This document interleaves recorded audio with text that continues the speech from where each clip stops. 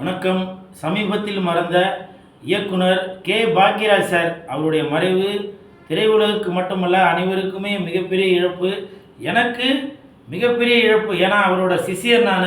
அவர் பார்த்து வளர்ந்த பையன் இந்த கூல் சுரேஷ்.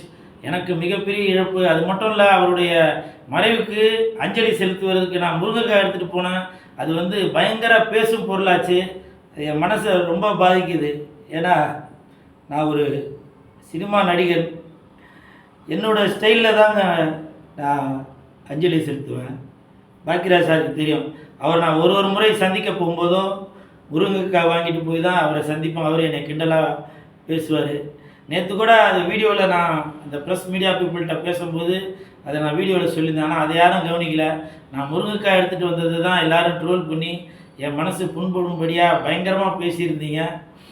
ஆனால் இருந்தாலும் ப்ரெஸ் மீடியா பீப்புள் அப்புறம் சினிமாக்காரங்க எல்லாருக்குமே தெரியும் கூல் சுரேஷ்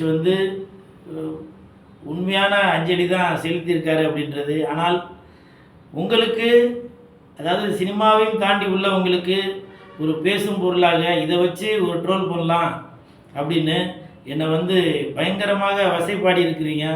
அந்த வசைப்பாடியை விமர்சனம் பண்ணிய அவங்க எல்லாருக்கும் நான் எப்படி சொல்கிறதுன்னு தெரியல. ஏன்னா கண்டிப்பாக உங்களுக்கு தெரியும்.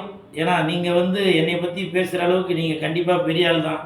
ஏன்னா நீங்கள் காஷ்மீரில் இராணுவத்துக்கு கூட துணையாக நின்று வெயில்லையும் புயல்லையும் மழையிலையும் அந்த துப்பாக்கியோட நாட்டை பாதுகாக்கிறவங்க, இந்தியாவிற்கு சுதந்திரம் வாங்கி தரதுக்காக பாடுபட்ட உங்களோட பேரம் பேத்தியாக இருக்கிறவங்க தான் நீங்களாம் இருப்பீங்கன்னு நினைக்கிறேன்.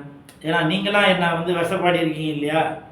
ஒரே ஒரு வேண்டுகோள், அடுத்தவங்களை பற்றி பேசும்போது கொஞ்சமாச்சும் யோசிச்சு பாருங்க.